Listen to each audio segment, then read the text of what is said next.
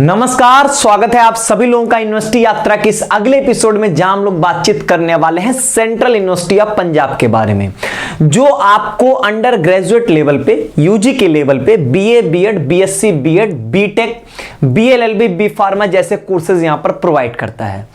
तो किस तरीके से यहां पर एडमिशन होगा, क्या काउंसलिंग प्रोसेस यहां का रहेगा, क्या यहां पर आपके सीयूटी की रिक्वायरमेंट्स होंगी, किस तरीके से इनके कोर्स की फीस स्ट्रक्चर, हॉस्टल की फीस स्ट्रक्चर है, वो सारी बातें आज के इस वीडियो में आपके साथ यहां पर करने वाला हूं। चलिए वीडियो की शुरुआत करेंगे हम लोग। यहां पर सबसे पहले, जैसा कि आप अक्सर यहां पर देखते हो, पहले आपको कुछ कैंपस के यहां पर झलकियां देखनी होती, वो आप देख लीजिए। कुछ बेसिक इंफॉर्मेशन, जैसे कि यहां पर कब ये बना, तो ये 2009 में। फिर यहां पर एक आपकी ये सेंट्रल यूनिवर्सिटी है और ये आपके पंजाब में भटिंडा रोड पे आपकी स्थित है, और A+ इसकी रेटिंग है यहां पे, और NIRF रैंकिंग इसकी 81 है 2022 में। ठीक है, 2022 के डेटा के अनुसार इसकी जो NIRF रैंकिंग है वो यहां पर 81 है।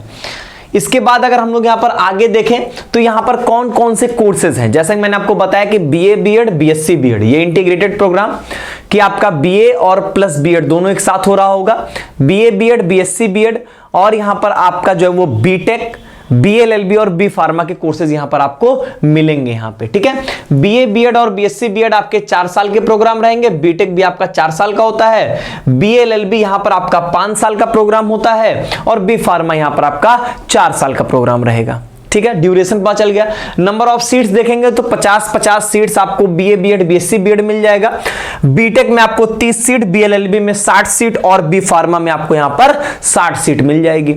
अब इनकी मेरिट कैसे बनेंगे वो देखिए यहां पे। अगर हम लोग बातचीत करें बीएससी, बीएड की, तो फिजिक्स, केमिस्ट्री, मैथमेटिक्स और बायोलॉजी, इतने सब्जेक्ट्स के मार्क्स के जोड़ के यहां पर ये मेरिट बना रहे होंगे।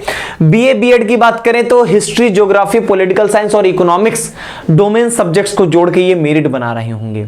अब यहां मन में एक प्रश्न जरूर आएगा कि sir physics, chemistry, mathematics, biology चारों दिए हों। अब देखो, जो इन्होंने अभी अपने प्रोस्पेक्टस में या सीयूटी के वेबसाइट पे जो मेंशन है, वो तो physics, chemistry, mathematics, zoology, botany mention है, और जबकि सीयूटी में जूलॉजी और बॉटनी का कोई सेपरेट पेपर नहीं होता, उसका एक पेपर बायोलॉजी होता है। तो जैसा उन्होंने लिखा उस हिसाब से तो हम बता रहे हैं। बाकी यहाँ पे ये चीज तो नहीं समझ में आ रही, मैथमेटिक्स या बायोलॉजी होनी चाहिए थी।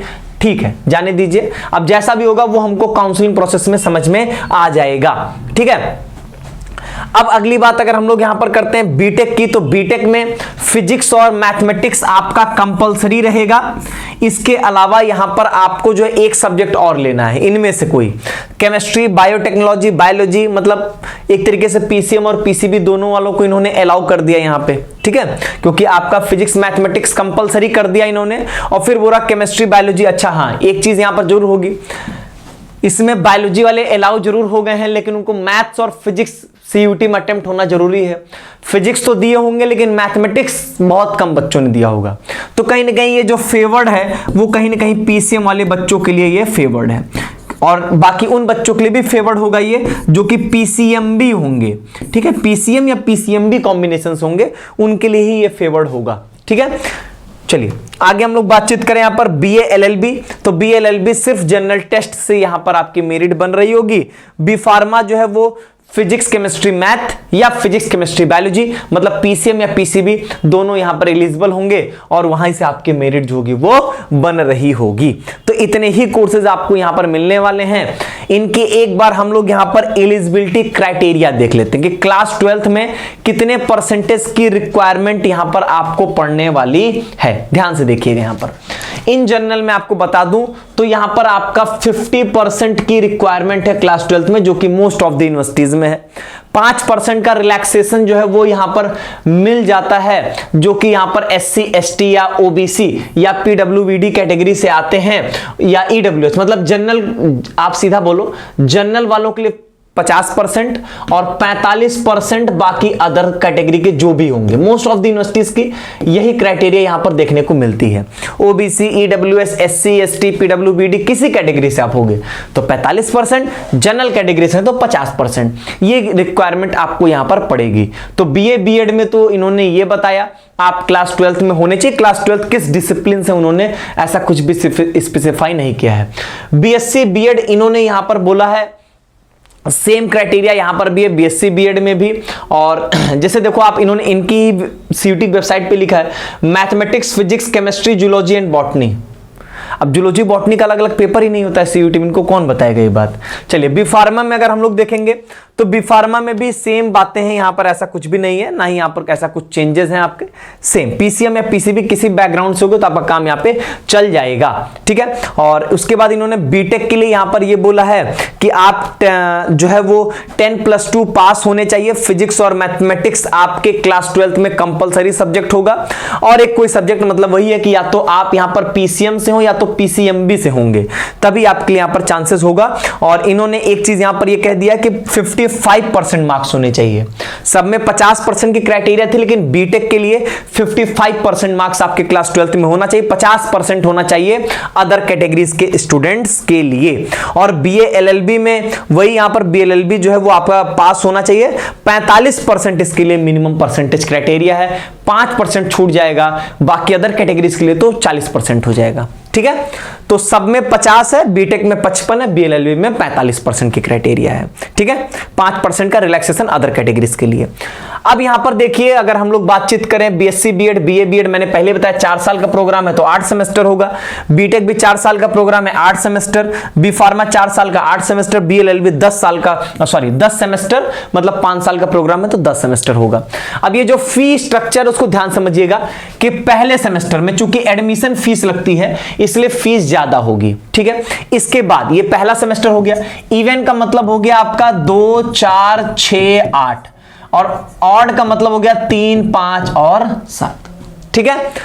पर सेमेस्टर फीस है आपकी ये, तो पहले सेमेस्टर में 37,375, दूसरे, चौथे, छठे, आठवें में 23,625, तीसरे, पांचवें, सातवें में हर एक सेमेस्टर में 29,925 रुपए। इसी तरीके से आप सब में देख सकते हो, फर्स्ट इवन ऑड का मतलब आपका यही रहेगा, ठीक है। आप देख सकते हो फीस यहां पर जो वो ठीक ठाक है, बहुत कम तो नहीं है लेकिन ठीक ठाक यहां पर आपकी फीस जो है ये ले रहे हैं। बाकी आपको बीटेक की फीस तो हाई मिलनी ही मिलनी है, बाकी सब वही 30-35 हजार रुपए के रेंज में आपकी फीस यहां पे पड़ रही है। इसके बाद हम लोग यहां पर बातचीत करें हॉस्टल फैसिलिटी की, तो यहां पर जो है वो 4 हॉस्टल्स हैं, जिसमें से 2 बॉयज के लिए हैं और 2 गर्ल्स के लिए हैं। टोटल कैपेसिटी 1816 बच्चों की है, ठीक है। तो यहां पे ऑलमोस्ट सभी बच्चों को हॉस्टल मिलने के पूरे चांसेस होते हैं, क्योंकि यूजी में आप देख ही रहो 50-60 सीट्स हैं कोर्सेज में, 1816 बच्चों के लिए हॉस्टल्स हैं, तो हॉस्टल फैसिलिटी में आपको जरूर हॉस्टल्स मिल रहे होंगे। हॉस्टल किस तरीके के हैं वो फोटो आपके सामने है। इसके बाद अगर हम लोग हॉस्टल की फी की बात करें तो देखिए, जब आप एडमिशन लोगे पहले सेमेस्टर के लिए तो 15,600 रुपए आपको पे करना है, ठीक। सेकेंड सेमेस्टर से हर एक सेमेस्टर के लिए, सेकेंड से लेके 8वें, सेकेंड से लेके 10वें, हर एक सेमेस्टर में हॉस्टल के लिए आपको 8600 रुपए यहां पर सबमिट करना है। पहले सेमेस्टर में चूंकि एडमिशन फीस उस लगती है, कॉशन मनी नॉन जो फीस लगती है, जैसे यहां पर देखो, यहां पर हॉस्टल सिक्योरिटी लगी है जो कि रिफंडेबल है, मेस सिक्योरिटी रिफंडेबल है, तो 6,000 रुपए रिफंडेबल अमाउंट होता है। जब आप छोड़ोगे हॉस्टल तो आपको ये अमाउंट रिफंड हो जाता है, तो इसीलिए फीस बढ़ जाती है। तो 15,600 रुपए आपकी ये होगी पहले सेमेस्टर में जब पहली बार एडमिशन लोगे, और 8600 रुपए आपको यहां पर पे करना होगा जब मतलब सेकंड से लेके 8वें 10वें सेमेस्टर जब तक आप पढ़ोगे। यहां पे SC ST वाले बच्चों के लिए थोड़ी सी फीस में रिलैक्सेशन है। पहले सेमेस्टर में 9,000, इस 15,000 का 9,000 हो गया, और 8600 का 2,000 रुपए हो गया यहां पे, ठीक है। तो यहां पर आपको ये फी में थोड़े से ऑप्शंस मिल जाएंगे। अब अगर हम लोग बातचीत करें तो अभी तक इनके रजिस्ट्रेशन प्रोसेस नहीं शुरू हुए हैं, रिजल्ट आएगा उसके बाद ही शुरू होगा। और यहां पर आपके कौन कौन से डॉक्यूमेंट्स लगेंगे वो इन्होंने मेंशन कर दिया पहले ही। इन्होंने बोला कि सीयूटी 2024 का एडमिट कार्ड और स्कोर कार्ड लगेगा। तो रिजल्ट आ जाएगा तो स्कोर कार्ड होगा, एडमिट कार्ड आपके पास पहले से नहीं, अभी भी डाउनलोड कर सकते हो। तो यहां पर ओरिजिनल आपको ये लगने वाले होंगे, कोई इसमें आपका फोटोकॉपी या सेल्फ अटेस्टेड नहीं चलेगा। 10th की मार्कशीट की अगर हम बातचीत करें, या इन्होंने बोला कि 10th की मार्कशीट हो या कोई भी ऐसा डॉक्यूमेंट जो कि आपके डेट ऑफ बर्थ का प्रूफ हो, तो वो आपका यहां पर सेल्फ अटेस्टेड फोटोकॉपी, मतलब आप फोटोकॉपी करवा के उस पे लिखेंगे सेल्फ अटेस्टेड, ऐसे लिखेंगे जैसे लिखा ना, ऐसे लिखेंगे सेल्फ अटेस्टेड, और नीचे अपनी सिग्नेचर कर देंगे, ठीक है। सिग्नेचर या आप नाम लिखते होगे तो वही नाम लिख दोगे अपना, ठीक है। फिर यहां पर आपके 12th की मार्कशीट यहां पर लगेगी, वो भी फोटोकॉपी ही लगेगा आपका। यहां पे मेडिकल फिटनेस सर्टिफिकेट यहां पर लगेगा ओरिजिनल, वो आपके जो नजदीकी प्राथमिक स्वास्थ्य केंद्र होगा या यहां पर जो जिला अस्पताल होगा वहां से आप इसको बनवा सकते हैं। उनको बता दीजिएगा मेरा इस यूनिवर्सिटी में एडमिशन होना है, उसके लिए मेडिकल फिटनेस सर्टिफिकेट चाहिए, बहुत आराम से आपका बन जाएगा, निश्चिंत रहिएगा। Declaration related to the health, ये इसके लिए टेंशन मत लीजिएगा, इसका format central university of Punjab खुद देगा, सिंपली प्रिंट आउट करना, भर के दे देना है। एंटी रैगिंग भी आपको यूनिवर्सिटी की तरफ से फॉर्मेट मिलता है, आप सिंपली प्रिंट करके उसको भर के अपलोड कर देंगे। Certificate of conduct from the, ये बेसिकली कैरेक्टर सर्टिफिकेट होता है, तो माइग्रेशन या ट्रांसफर सर्टिफिकेट और कैरेक्टर सर्टिफिकेट जिसको हम लोग टीसीसीसी बोलते हैं, आपके स्कूल वाले 12th की मार्कशीट के साथ आपको प्रोवाइड करेंगे, वो ले लीजिएगा, आपका काम यहां पर हो जाएगा। 12th की मार्कशीट, ट्रांसफर सर्टिफिकेट या माइग्रेशन सर्टिफिकेट और कैरेक्टर सर्टिफिकेट, ये 3 चीजें होती हैं, ये तीनों चीजें यहां पे चाहिए। और टीसी और सीसी जहां पर भी लगता है ओरिजिनल ही लगता है किसी भी यूनिवर्सिटी में, वही इन्होंने लिखा माइग्रेशन सर्टिफिकेट, कुछ बोर्ड माइग्रेशन सर्टिफिकेट देते हैं, कुछ ट्रांसफर सर्टिफिकेट देते हैं, दोनों में से जो भी अवेलेबल हो यहां पर आपके लिए। फिर इसके बाद अगर हम लोग बात करें कैटेगरी सर्टिफिकेट, आपको लगेगा ही लगेगा, अगर आप ओबीसी, एससी, एसटी, ईडब्ल्यूएस किसी कैटेगरी से बिलोंग करते हैं तो देना ही देना पड़ेगा। और ध्यान दीजिएगा ओबीसी और ईडब्ल्यूएस के लिए लेटेस्ट वाला चाहिए, 1 अप्रैल 2024 के बाद का चाहिए। Undertaking for the gap year, तो उसका फॉर्मेट यूनिवर्सिटी ने दे दिया तो ठीक, और नहीं तो जहां से स्टाम्प पेपर ऊपर मिलता है वहां पे आप जाएंगे, नोटरी स्टाम्प पेपर जहां पे मिलता है वहां से आप बोलेंगे तो वो आपके लिए गैप ईयर का सर्टिफिकेट जो है वो बना देते हैं, अंडरटेकिंग जो है वो बना देते हैं, ठीक है, कोई दिक्कत नहीं। इसका भी लगेगा तो ओरिजिनल ही लगेगा यहां पर।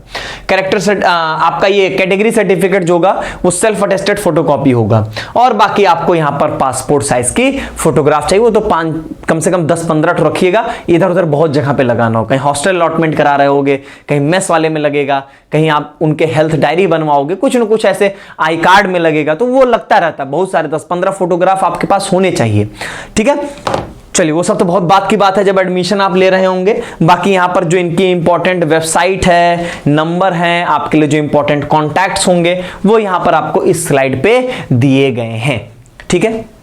तो सेंट्रल यूनिवर्सिटी ऑफ पंजाब से रिलेटेड ये सारी इंफॉर्मेशन थी, 2D पॉइंट जो आपके काम की बातें हैं, जिनको आप यहां पर डायरेक्टली यूज करोगे अपने एडमिशन के टाइम पे, ठीक है। आगे आप किस यूनिवर्सिटी के बारे में जानना चाहते हैं कमेंट बॉक्स में जरूर बताएं, हम लोग फिर मिलेंगे, तब तक के लिए बहुत बहुत धन्यवाद।